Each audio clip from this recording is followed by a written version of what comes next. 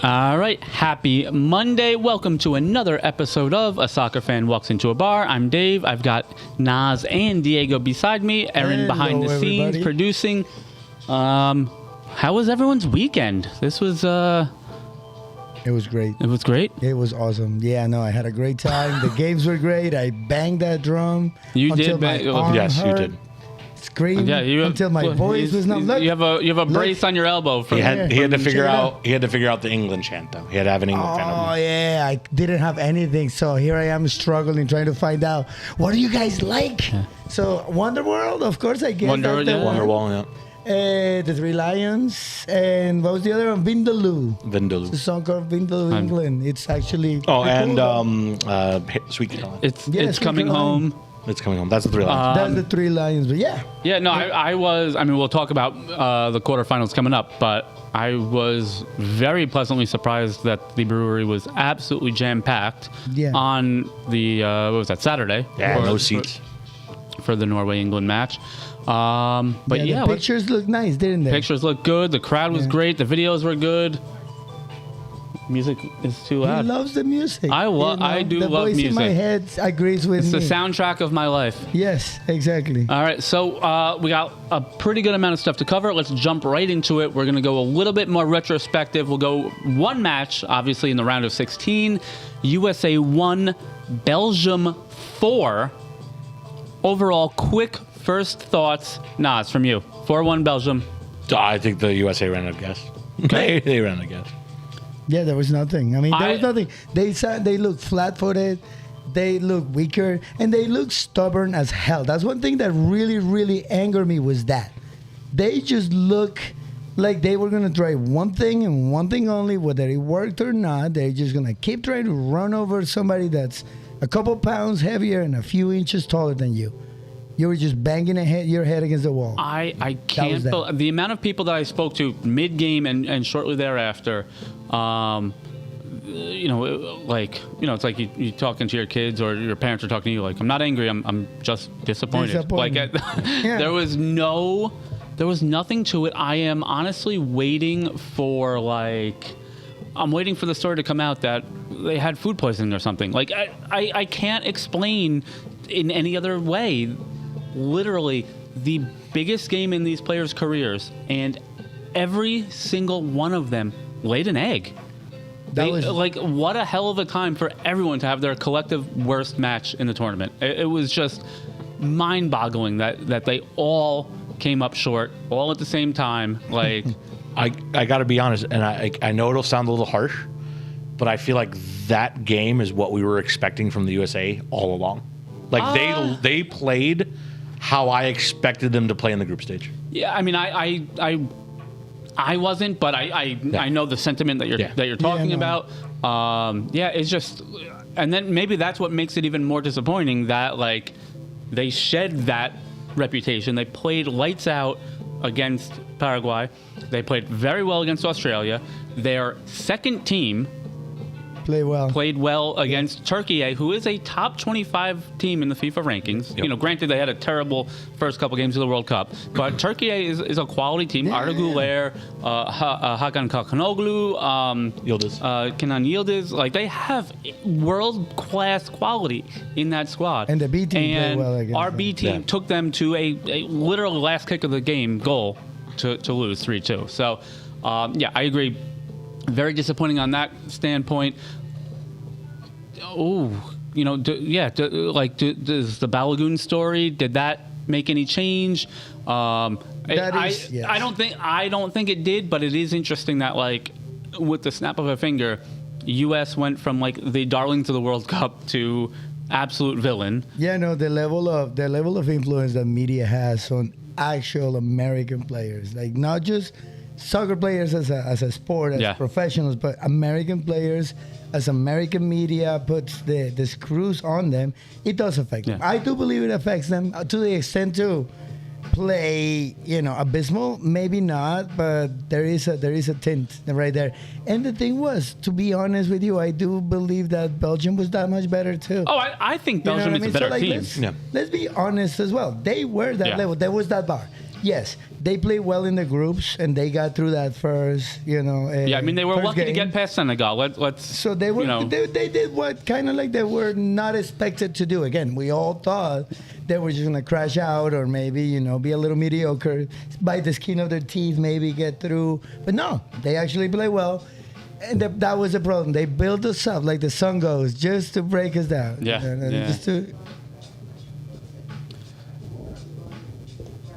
So we had some interesting comments post match. A lot of this, it's very popular, us included, in Monday morning quarterbacking and talking about, things that are, whether it's the pay to play model is broken, whatever, whether it's Christian Pulisic again, the anointed Captain America, good, right, wrong, or indifferent rather. Certainly didn't play his best match, got injured. A lot of comments from Sidney Leroux, from Carly Lloyd, from Alexi Lalas, from a lot of the pundits. What do we think of Pulisic's tournament, and what do we think about his injury and moving forward with him?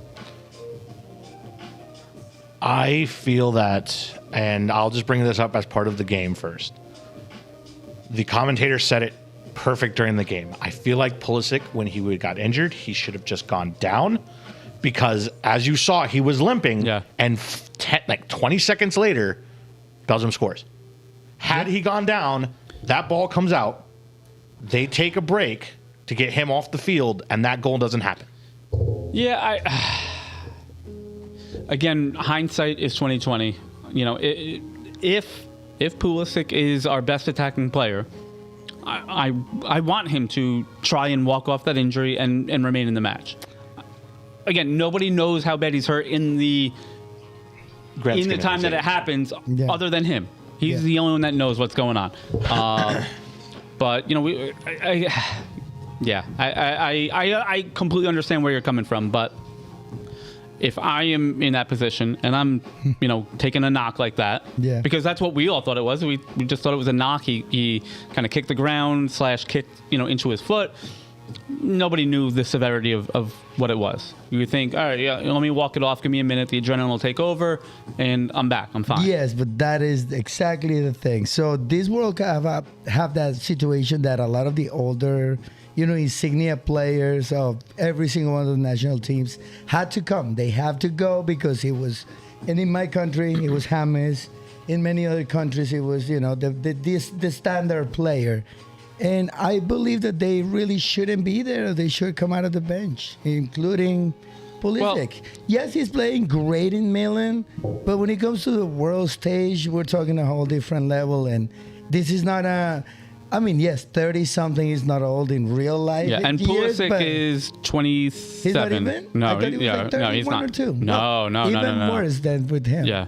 But he's one of the older guard. I think they just need to move on and start doing other things. Older guard, yes, but we have a very young squad. Outside of Tim Ream, it's a very young squad. So at that point, he's trying to just kind of, and then he just got to take the leadership. Yeah, and that's kind of where the fault was from a lot of people was you are supposed to be this Captain America, this leader, whether you're wearing the armband or not. Everyone's looking to you, and that's what it was. But I feel that the World Cup has... Listen, I understand. The World Cup is every 4 years. It's the biggest sporting competition ever. However, because of this, everything gets so magnified that it puts so much pressure on these players that they literally put themselves... Like, you're watching players right now in the England team that are injured, that are taking shots to keep them in the game. Yeah. You're talking about a person that can possibly lose their career if they pinch the wrong nerve in their spine, and they're taking shots in their back so they can keep playing. I don't care. Listen, I understand it's the top competition in soccer, but if you are injured or if you are hurt, don't play. You have your entire career ahead of you. It's never going to happen. Yeah, it's sad to say, but no, I agree. I agree with that situation. Yeah. Care for yourself first. It's never going to happen. No, it's not. It's not. But that's the thing. So I honestly feel that he shouldn't have gotten. Yeah, I don't think he should have gotten the all the heat that he's getting. I understand. Yeah, he put himself in that position as the captain, but again, he was injured during the rounds. He was injured before coming in. At that point, like Diego said, sit on the bench, come and score a Mourinho goal. Right, Marino came in twice off the bench and scored. Honest with you, yeah, that's Play better off the the way bench. I see it. You got to play with that bench a lot more. You got 5 or 6 substitutions now. 5, no? How many substitutions Five, you got? and then you get a 6th, I believe, if it goes to extra time. Yeah. So you have plenty of things. We talked about this. You can literally change the dynamic of a game. So implement it in your plan. You know, create a new strategy at that point. It's a good shout. You know It's a good shout. All right. Beyond the round of 16, let's get into the 4 quarterfinal matches that we had. Where do you guys want to start? Should we just go chronologically here? Yes. Yeah. All right. Let's bring up these matches. The first quarterfinal was Thursday afternoon, France versus Morocco. Yep. It was fairly tight early in the match. France did wind up just prevailing on strength of depth. 2-0 final. Goals in the 60th minute from Mbappe and the 66th minute from Ousmane Dembele. Despite Morocco having the possession one, they only had 1 shot on target, which again shows just how strong this France midfield is. and back line is from France. Not to mention, obviously, their attacking prowess. But where do we go from here with France? I mean, I don't know if we need to talk about it. There could have been more goals in the game for France. Yeah. How do you feel about? How do you feel Bonu about made some incredible saves. Well, how do you feel about the penalty taking 5-6 minutes for them to finally take the kick? Yeah. I mean, and Mbappe was not happy about it. No. I don't mind. I'm fine with the VAR. Yeah. What I did not like is the official kind of like forcing him to put the ball in the spot. Yes. While we're all waiting for. Yes, I agree with that. That I thought was a very odd scenario. But yeah, like you said, is France our whether we want them to win or not? Are they our favorite going through? To me right now, yes. I've always been a fan of France. Again, dating back to Thierry 98, Henry and Thierry Henry, Zidane, Trezeguet, El Nasri, all the way. However, again, I will still stick with my thing where I do think Spain takes it. I thought that they were going to face off in the final. Looks like it's going to be a semifinal. Pre-final, yeah. All right, so moving on to Spain then. Spain played Belgium on Friday, a 2-1 victory thanks to another late goal from Mikel Merino. That's the difference. Do we hear something? The music Something's in the background. Oh, the music has a voice? is looping, yeah. Oh, no, it's coming through the TV. It's the TV. Turn the mute it. You gotta mute the TV. But nonetheless, Full disclosure, my kids were here earlier and listening to or watching Bluey. So, but let's move on to Spain while I figure this out. The difference between Spain and France is that Spain still has to struggle to score last-minute goals, late-game goals. France is not doing that. It's not having the need to do that. So I think that is what, the edge that France has above everybody. There you go. That's probably why we thought the music was too loud, because it was coming through the TV. So I apologize for you guys out in chat and watching this tomorrow that don't hear any music up until now, but here we are. There you go. All right, let's get back into it. Here we go. Spain, it's a good team. They're young, but I don't think so. I mean, again, it was Haaland for me. He's no longer. So to me, France is going to take it. Yeah. Well, all right. So but Spain absolutely dominated Belgium. This was the first goal that they've conceded this World Cup. Yes. Charles de Ketelaere in the 41st minute. That was his 3rd goal in 2 games. He had a brace against the U.S. But Fabian Ruiz in the 30th, and then again, like we said, Mikel Merino in the 88th minute. And just like he did with Arsenal, just wherever they put him on the field, whenever they put him on the field, seems to make things happen. And a very under-the-radar player. Nazio and I were talking about it the other day during the England-Norway match. Iniesta-like. Yeah. He's got that steel, that presence, that, vision to put the right pass or move to the right spot and continue to play. Yeah, I mean, again, people were joking that if he could have been the world's greatest striker had he just been a striker. Yeah. But again, he started out as a center mid, worked his way into his attacking played in the back a lot. Yeah. That's a complete player right there. Which again, it goes to encompass what Spain did over the last few World Cups, which was total football. Yep. Yeah. You could put any player. What was it? The year they won, they didn't have a striker. No. Well, they had David Villa, but he's not a traditional. No. Well, I mean, they had Torres, and he never started. He was a bench player. Yeah. I mean, David Villa, I think, scored most of their goals in that 2010 Cup run. So are they showing us the future a little bit again? The new cycle, the way soccer is coming back into I mean, we that? see outside of Erling Haaland and maybe Harry Kane, like, we don't really have many true number 9s anymore. A little. Maybe you could say maybe Lukaku if we're looking at other teams that were in the World Cup. It's a lot coming out the wing. You have Lamine Yamal, you have Mo Salah, you have all these kinds of players now that's where they're scoring from. Semenyo from a Bournemouth and now Man City standpoint. So let's move on to the doubleheader that we had Saturday. Both, obviously on TVs, but a great crowd at the Brewery as well. Norway against England. First of all, 3 great goals. Mm-hmm. That Norway goal from Schlotterud in the 36th minute was an absolute banger. And Basics define, would you say? Yeah. The first one especially? And then a little bit define of the physics of for the my world. money, despite the he doesn't have as many goals as some of the other guys, but Jude Bellingham has maybe put together the best tournament so far this World Cup. Yes. No, that is a fact. And I'm eating my words, and I'm going to grab them and just put it right back because, yes, he's playing well. There's a couple of players that are doing really good and are carrying England throughout this World Cup with nothing who but won't grit. be carrying England is Nothing Jordan but grit. Henderson. Oh, well. But nothing but grit, man. They have come back every game.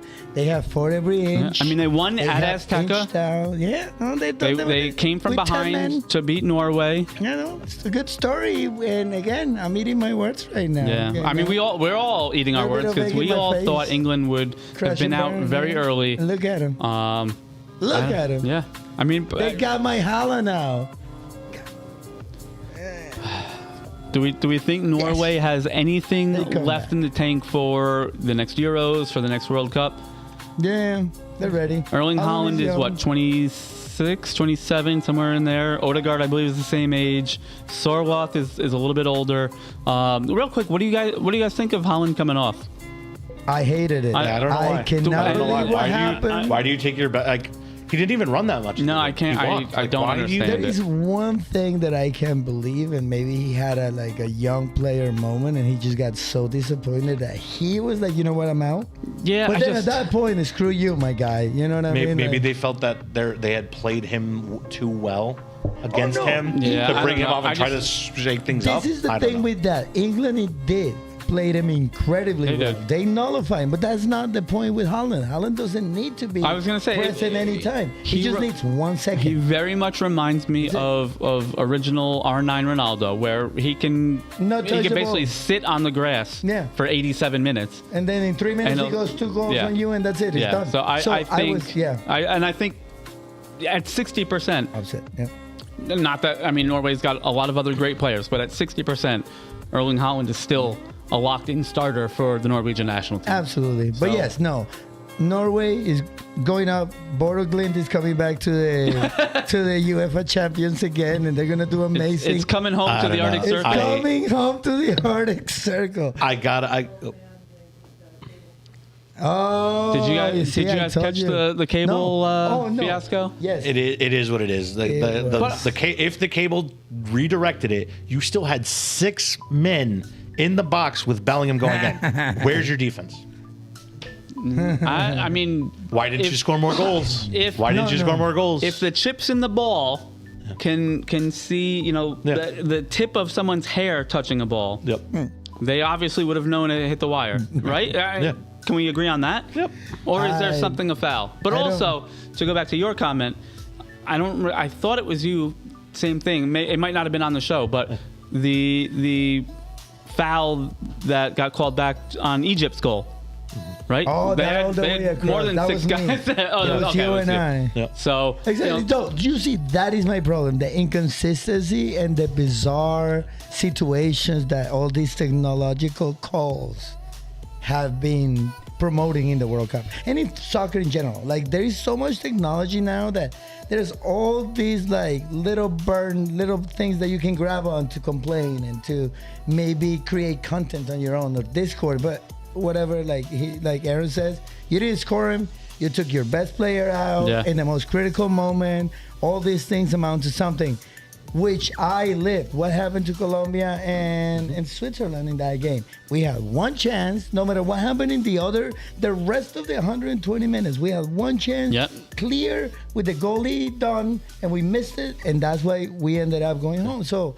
at the end of the day, it's all good discourse, and I love it, and I love to talk shit about it, but yeah, the games are win and lost by the goal going through the net. Yeah, no, I agree. And speaking of Switzerland, they were in the quarterfinal of the weekend.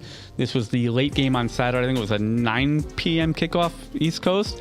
And Switzerland it was crazy. Had another red card. 3-1 loss to Argentina, and all the conspiracy theorists are out there. There is officially, I think, a shortage on tinfoil because of everyone's hats. A 10th minute goal from Alexis McAllister. Dan Ndwai scored in the 67th to draw things level.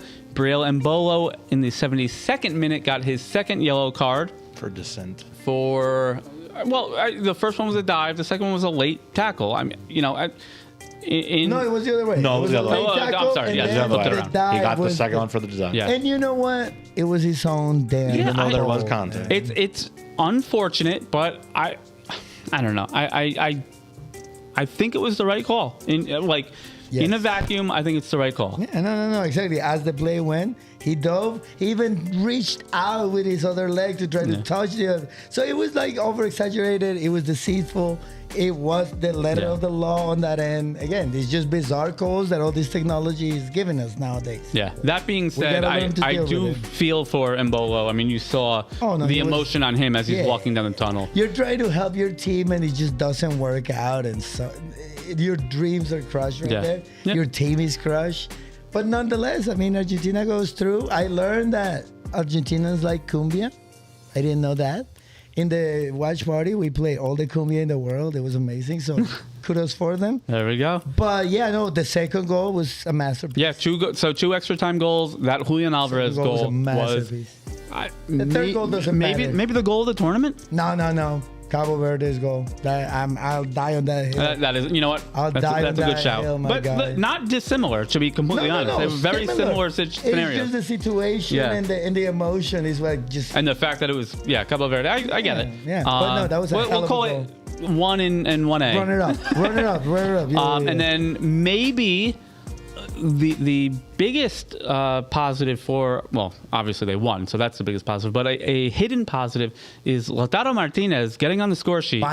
Finally, that he's again. I'm wearing an AC Milan shirt. I'm an AC Milan supporter. Lautaro playing for Inter. It's in my DNA to dislike him. But he is an incredible forward. Probably the over the last 4 or 5 years, the best attacker in Serie A. For him but it never seems to gel for him with Argentina. No. What do we think? Is this the one that they need for him? Didn't he win with the team? I'm not saying he didn't win. I'm just for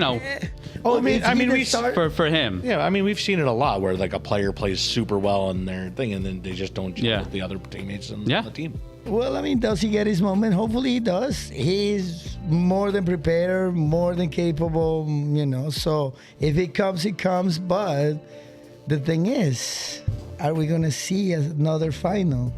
Argentina, France again? Well, I was just going to say, let's take a quick look here at some semifinal previews. While we're on the topic of Argentina, they will be playing against England 3 p.m. on Wednesday. This is, obviously these times are all Eastern Standard Time. This match, I believe, is in Atlanta. Yes, that match is in Atlanta. Both semifinals will be indoors in enclosed stadium. But England, Argentina, we're bringing it again. Come on, just open that shit up. Listen, in the NFL, when you kick a ball and it hits the screen that's in the middle of the thing, it's in play. You hit it so hard to hit that, it's in play. Yeah, but it's the NFL. No. Yeah, if you punt, Okay. if you, I'll take your word for it, in but- Dallas, where you have Yeah. that center, Yeah, you yeah, hit no, that, it's in play. Yes, it Interesting. is. All But right, it's well, football. let's get back to Atlanta. England, Yes. Argentina. Predictions. The hand of Messi part 2. Well, now with hand of VAR, you Messi. can't get away with that He'll stuff. make it. What are you This talking about? truly will VAR be a hand supports of God. Messi. The hair of Messi. The hair of Messi. The hair of Messi. I got Well, the call. so- Offside or onside by half a hair of the defensive right leg.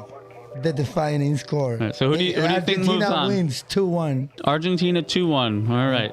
90 minutes or goes to extra time? 90. No, extra time. Yeah, no, it's extra time. This is a battle for the Falkland Islands. Yes. We'll try not to get too political here, Oh, but you have no idea how hot that is no, right now. I know. The discourse on this situation is incredible. I'm loving every minute of it. Maybe wars will be fought about this. Yes. The same way it was fought 40 that early or something 80s? years Probably about ago. 45, 50 years ago? Yeah. It's going to be amazing, and I'm loving it, dude. The All right. Argentina Nas, what do you pundits- think? England, Argentina, what do you got? Oh, can both teams lose? I really don't care. 0-0 after extra time. How's that? Or after, I think they go to penalties. Think he goes to penalties? 1-1, 2-2. Listen, I think they go to you know who has not been great on penalties? Yeah. Is Lionel Messi. It's Lionel Messi. He's missed a bunch. Ooh, Lionel Messi misses it, and then Kane misses it, and some random is the one that Jordan Pickford takes a penalty. Pickford Yeah. scores and wins for England. Oh, Right now, Argentina. Argentina, I don't. Right now, I think it's Argentina. the Who most hated one. who do we Yeah. think is the most hated team from this side of the bracket? You think Argentina. Argentina? It's Argentina. Yeah. Yes. Yeah. Everybody Everybody except for Argentina fans hates it. Yeah, I have seen all the memes of like the globe and who's rooting for who. Oh yeah. All right, let's move on to some other hated nations. France against Spain. This will be the Tuesday semifinal, 3 p.m. In Jerry World, or as it's being called for the tournament, Dallas Stadium. Dallas Stadium, yes. I mean, for my money, probably the two strongest teams in the World Cup so far. Yep. And I don't really think there's much debate, although you could make a shout that England is really growing into the tournament after overcoming Mexico at Azteca and now the Norway match. But France, Spain, just absolute star-studded lineups, Yep. 1 to 26 from both squads. Yep. What do we think? And I know we made predictions before the tournament started. Throw those out the window, just in a vacuum. France against Spain, seeing what you've seen so far this tournament. Yeah, either one. I like either one. If I had to choose, I'd like. My heart says France. My brain says Spain. I think if anyone can take down this France squad, I do think it's Spain. If they make it to the final, I think they. Cucurella versus Mbappe, you said. Oof. I think that's kind of like the way it's lining up, no? Maybe. On that side? Yeah. But here's this. I mean, Mbappe can move all over the field, Yeah, and yeah, they but also that's his have Barcola, they have Dembele, they have Desiree Doué. That's the thing with kinda France. But that's kind of like the hinge, because you also have Yamal. That Spain's offense is gonna also tie up a couple of those extra players that like to fill the box. So I think it was gonna be Mbappe or Yamin against its counterpart, and I think Mbappe can actually overtake. You know what I mean? So that's what I see. Otherwise, I believe that it's gonna be a tie. Maybe a 118th minute goal or a fourth goal, because maybe there is a few goals in this one. Do we think Marino gets to start after scoring that late winner? He doesn't need to. He's back to the bench. He comes in late to finish it up. That's the idea. Like, what I believe about bench players that come in at the end to guarantee you that extra burst. I'm a true believer on him. I think everybody should start using that as an actual part of your strategy. Get yourself a guy that is just quick burst, maybe doesn't have that much stamina, but can get you 3 goals in 5 minutes. That's part of the soccer nowadays. It's too even. You need to get those edges. Speaking of Marino, and I'll hit you guys with this fact to end the semifinal thing. There are 3 teams currently, one from almost each nation, that currently have the most players still in the. I would say Arsenal. Arsenal's number 3. I would say Barcelona. Barcelona's number 1. Paris Saint-Germain is number 3. And number PSG. 2. Yeah. Yes. So Arsenal has 8. Paris Saint-Germain has 9, and I think Barcelona still has 10 players. players still in the World Cup. I'm just curious. Where's Man City on this? Because Man City probably has a good chunk of people too. All I had to do was Google it, and it said players remaining from teams. I think they were probably top 10. Yeah. Most represented. I just said most players from teams left in the World Cup. Most clubs, sorry, not yeah, players. most club players. Yeah, there it is. That one. Sports Illustrated. Let's see. Crystal Palace was at number like 8. Crystal Palace has 4. Chelsea has 4. Villa has 5. Although Luca Digne, I believe, I don't know if it's official yet, has just left Aston Villa to go to PSG, so that'll throw off this number. Man City is in 5th with 5 players. Yep. PSG is 4. PSG is 4 with 6. Arsenal, who is Atletico? That's what Atletico in 9. That is surprising. Yeah. Yes, that is a good surprise. They have the most Argentina players. Yeah. Yes. Oh, really? Well, Cholo. Yeah, I mean, Cholo does like to bring Argentinian players. They have 5 Argentinian players. Jesus. So.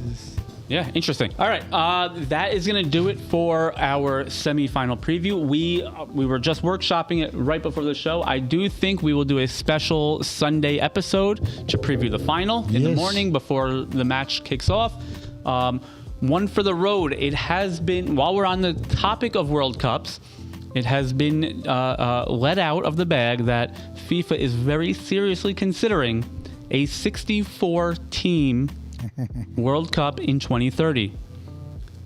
I'll put it to you guys first, and then we'll add some thoughts. But what do you think on its face? 64 teams in the World Cup. Yeah, I think it's a little bit too much. I mean, I was down with the 48. I was a little upset about it, but it did give us great entertainment storylines, if that's what we're looking for. You know, I know FIFA is a business, so all that is actually excellent for them. You know, we got Ecuador, we got Cabo Verde, we got even Ivory Coast. Like, there was a lot of like things that happened that were great, and it proves one thing: soccer is a lot more even than it was a decade ago. I was going to say, even with these nations, I was against it. I thought we were going to have a lot of blowouts. Yeah. Most of the blowouts, quote unquote blowouts we had were quality. You know, you had Netherlands, Sweden. You had Sweden, Tunisia, right? Outside, really, Germany, Curacao was the only like have versus have not that was really an out of hand match. Yes, everything. And else even that was enough. You know, it was 1-0, and then Curacao tied it 1-1, and then you know the wheels fell off. But I was extremely pleasantly surprised. Yeah. By the competitiveness of, let's call it teams 33 through 48 in this World 100%. Cup. I do think with 64 teams, it is cleaner in the sense of we don't have to worry about all these third place teams and where they go and all. So just top two. If we're gonna be beyond 32, I'm okay with 64 just from a cleanliness standpoint. But outside of that, I mean, I honestly do like 32. You know, you have World Cup qualifying for 3.5 years. So what are we doing to limit the tournament then if we're playing for 3.5 years and we're still letting 64 teams in the World Cup? Yeah. Naz, what do you think? So I like it and I dislike it. I like it because I want to see more teams. Sure. I want the ability to see more countries, to see more teams, to have the chance. And again, we're seeing it with the fans, just how big this one was. Right. Yeah. The issue is, again, the fans, right? Where are you going to fit that many teams? Well, 64 teams. Yeah. Where are you? How are you going to fit all of those games without implications to rest on the players, off seasons, trade deadlines, like all of this stuff? Because that's another 32 teams that you have to play games with. Well, True, so here's the thing. Go ahead. 64 teams from 48 Yeah. does not add more games to any individual team. The third place It competitor. just eliminates. So you'll have 16 groups of 4 now instead of 12 groups of 4. And instead of third place teams getting in, it's all first and second place teams getting in. And let me and I don't even honestly, I don't know if England gets to the final and they're playing, is that 7 matches, 8 matches? Either way, a team going to the final is still playing the same amount of matches. Yes, but I'm talking about all the matches fit within the country. And I mean, as an American, you're extending I'm all more for it because there's very few countries outside of the U.S. that has enough large stadiums to accommodate a World Cup like that. But that's the other thing. Now you increase it an extra week, probably, right?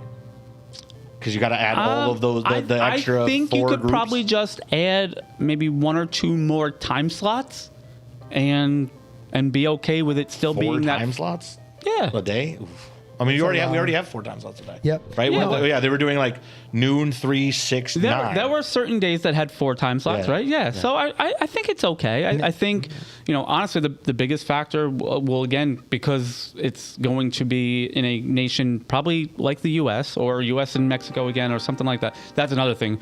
Say goodbye to really any shot of one country hosting a World Cup anymore. But you're when you're dealing with all these extra time slots, now again you're back in the middle of the day heat and dealing with that kind of stuff. Although you can't have it in hot areas. Like think about like again the Morocco, Portugal, Spain one we're about to have. Yeah. Well, we'll see. I mean, they're right near the equator. So you see, my thing with that, and let me take it away with that if we can, is the situation is that the surprises go away. If we go to 64, we come down to the top 2. Yes. They might be one of them that can sneak in and get through and be top 2 and take down a superpower. But at that point, the math doesn't add up because then that third team that is going to be the surprise, that is going to maybe create the storyline, gets chopped. So let's leave it at 48. Let's leave that option for that third team to give you a surprise because that's what created the passion this time around. Yeah. Let's give it a couple more shots. And let's go. That's a great point. I don't want to go wrong, but that's a great point. We just had our first tournament with 48. Yeah, let's let it cook a little bit. See how this might have been a historically incredible 48-team tournament, and then the next 3 are stinkers.